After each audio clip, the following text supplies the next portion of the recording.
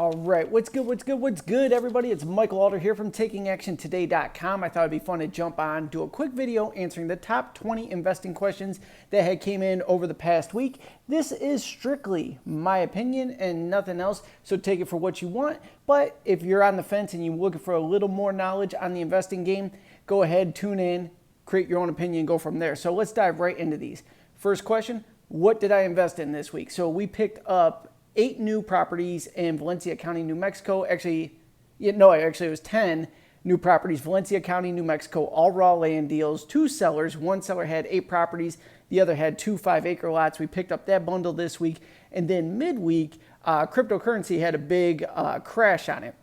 So I just threw $200 into that. That is, without a doubt, my wild card there. I don't recommend starting there if you have zero investing experience because that stuff goes up and down, and there's no passive income. So it's strictly an appreciation play. But I put $100 into Litecoin, $100 in Ethereum Classic. We'll see what happens. It might plummet to zero. It might skyrocket again. That was my wild card. So that's what I personally invested in this week. And I tried out a new investing app as well, which we'll get to later on here. Next question. Where should I start investing? If you have absolutely no experience in the investing game whatsoever, I would start by investing in yourself. Get a program on sales, Grant Cardone's 10X rule, or if you're not first, you're last.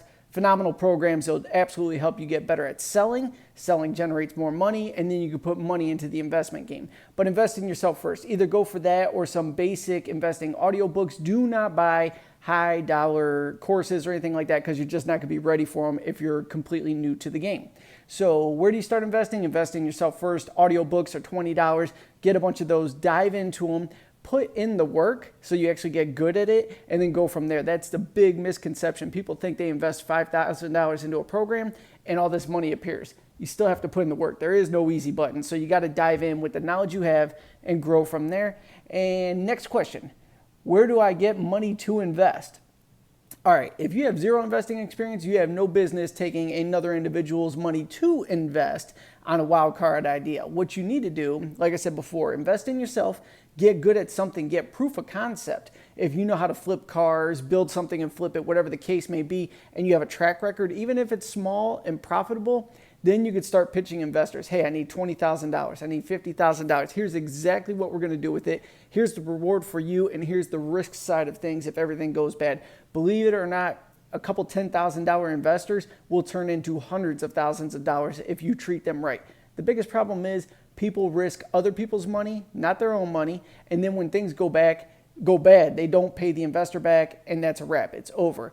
You always keep your investors on a pedestal, pay them back no matter what. I've had deals go horribly bad. I mean, my investors have never lost a dime, and because of that, I have access to so much. So that's why you have to really be dialed in, know what you're doing, and don't start borrowing money until you have a proven concept that you are profitable on, and you're just bringing money in to get down to scaling.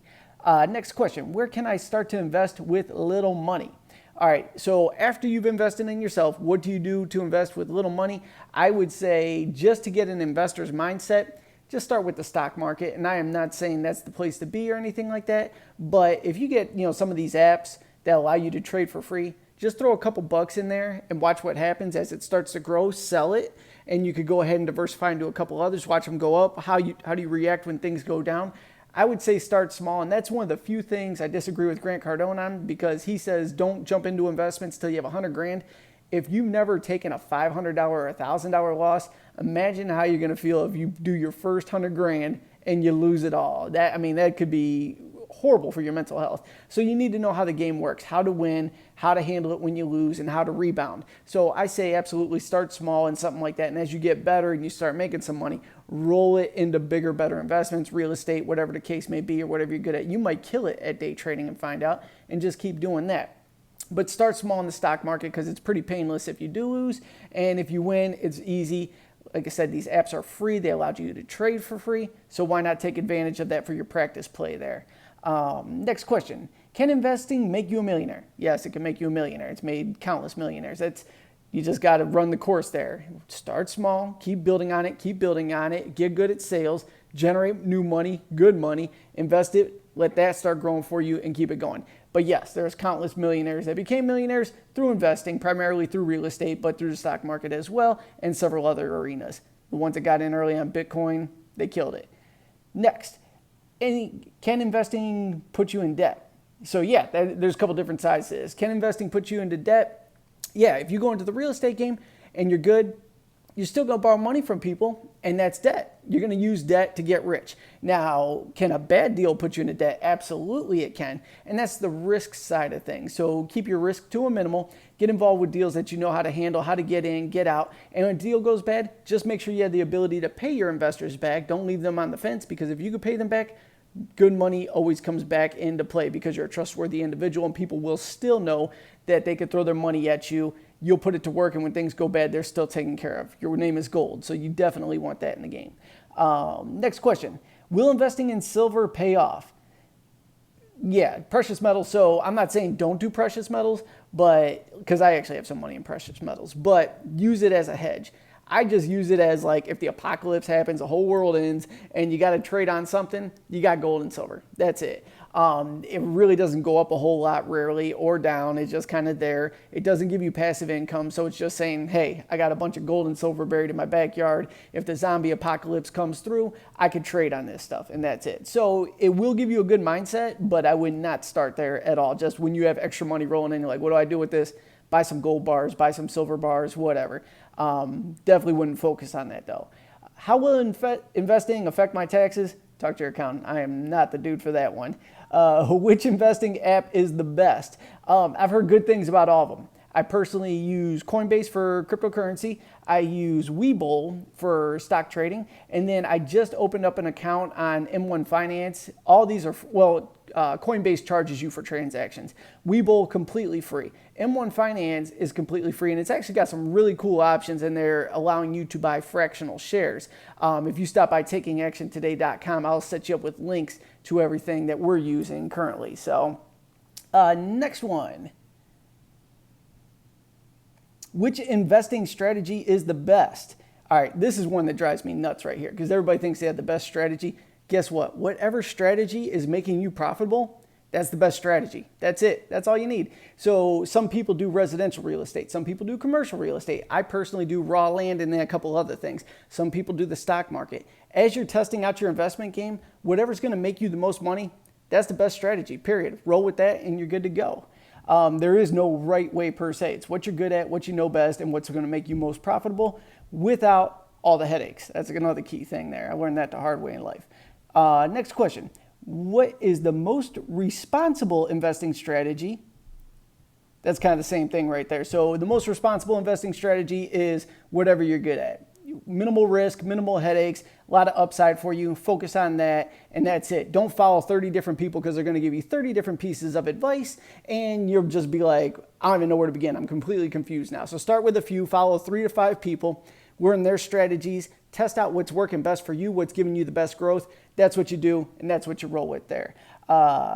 Who is investing in Detroit? Not me. Definitely not me. Dan Gilbert invests in Detroit. Angela Yee from the Breakfast Club, I believe she invests in Detroit. So they probably know something, and that's good for them. But Detroit to me is Cleveland, and I don't invest in Cleveland anymore either. So not for me, but they're both wealthy individuals. They know what they're doing. So as far as I know, Dan Gilbert and Angela Yee are buying up stuff in Detroit. I don't know of anybody else. So take that for whatever there. If you're in with them, go ahead and throw some money in Detroit, because they clearly know something we don't.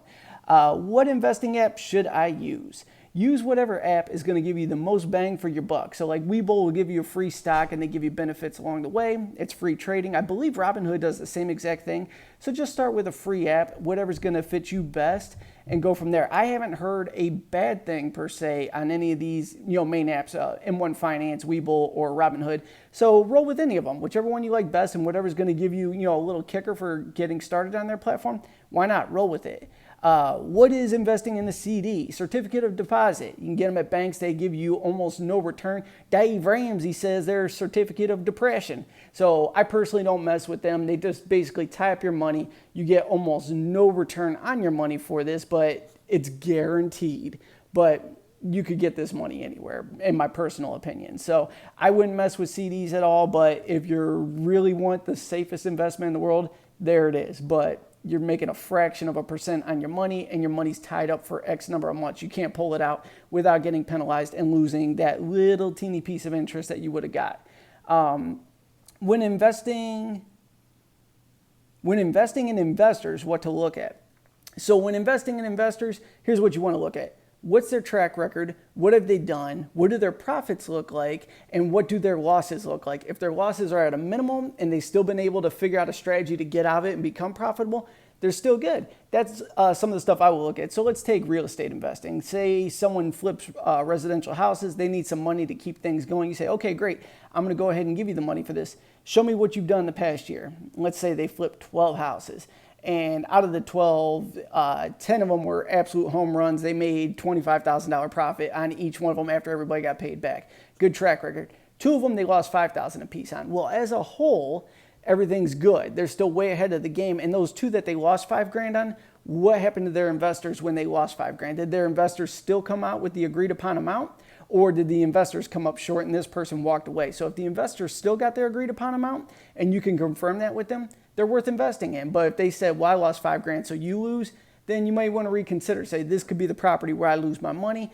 You may not be the individual for me, but if they got real high ethics and they keep their investor on a pedestal, they make sure they don't lose and they take the hit, the borrower takes the hit when the loss comes in, that's a solid individual to invest in. So I would just check the track record, make sure it's a long-term track record, and you could throw money on them if they're solid. When investing, how long to double your money? All right, this is all over the place right here. So in the real estate game, if you double your money every 5 years, you're killing it. 5 years or better, you're killing it. In the stock world, the average investor, you get your money doubled in 10 years. So it depends on what you're good at, what you're into, and I think people confuse investing for flipping, because you could flip your money on objects every single day and double your money, but the problem is you're working. When we're talking about investing, we're just talking about throwing money out there and let it grow for us. We don't do anything. We're talking about true passive income or growth, something along those lines, not actual efforts brought in by us to become profitable. So how long does it take? It depends on what you're invested in and how good you are at it. But the key thing is your money should just work for you. You take this much, you stick it over here. It's going to kick back cash flow every single month, every quarter, every year, and you're not doing anything. It's just working. That's the best investment. But it doesn't come back like flipping, where if you go out, you put $100 in, you come home with $200. You put $200 in, you come home with $400. But you're out there hustling. You're working for that. So don't confuse the two for sure. Should I invest in a down market or an up market? You can invest in both of them. Up markets, you can get that last minute appreciation before things tank, and you should always be investing for passive income. So if the market's up, just make sure it's throwing off enough income each and every month that when it crashes, you're still safe. The asset's still there even in a bad crash, and they'll throw off passive income. And in a down market, you just got to view it as, hey, everything just went on sale. I need to have some cash on the sidelines to deploy in this. Buy it while it's extra cheap, and then you'll get that appreciation play when everything rebounds. Sometimes that takes 10 years, but everything always does rebound, and you could pick that up on the back end there. Let's see here. How do you invest when you're broke? You start selling stuff. Start small. Like I said in the beginning here, invest in yourself. Get good at selling. Sell products to bring in some good chunks of same-day money. Turn around and make tiny investments, on one of these free apps in the stock market. Just learn how money moves, things like that, and scale from there. Get good at something and begin to scale. As you scale, deploy those profits into other deals and keep it growing from there. Why investing in gold is a bad idea? I don't know that it's necessarily a bad idea. We kind of covered this already, but I wouldn't do it up front. Like if you're just now making money, don't buy a bunch of gold because it doesn't do anything for you. It really doesn't go up much, doesn't go down much. It's just there. So when you make a bunch of money, though, deploy some of it if you want a peace of mind. And like I said, zombies come and take over. You need these gold bars to go ahead and trade for bow and arrows or crossbows or whatever else goes in on The Walking Dead. And so that's what you would need gold for. And it just helps you sleep good at night. But that's it. It doesn't really do anything for you. So it's not necessarily good or bad. It's a peace of mind investment, in my opinion. Why investing in education is important. That's the final question there. So let's not get this twisted. Everybody thinks you need to go to college. I hate the traditional education system with a passion. I think it's the biggest waste of time. So investing in education as far as traditional education, I think is a complete waste of time and waste of money unless you absolutely need it. Doctors, lawyers, accountants, things like that. Investing in your education, though, is key. Learning from people that have already accomplished what you want. true millionaires or six-figure earners. If you're a $50,000 earner, you want to connect with people that are doing multiple six figures so they can show you how to get to 100 grand with ease. You get to 100 grand, then you start connecting with people that are doing millions of dollars because it's easy for them to show you how to get to 1 million, and you keep it growing from there. So investing in your education is the best thing in the world.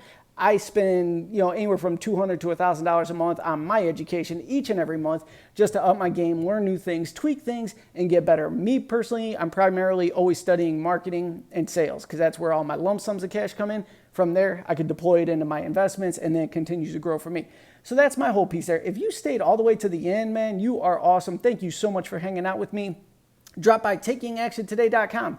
Tons of freebies over there, and please comment below on this video if you have any questions about investing. I'd be more than happy to do follow-up videos answering your questions for you. As always, thank you so much. I will see you on the next video.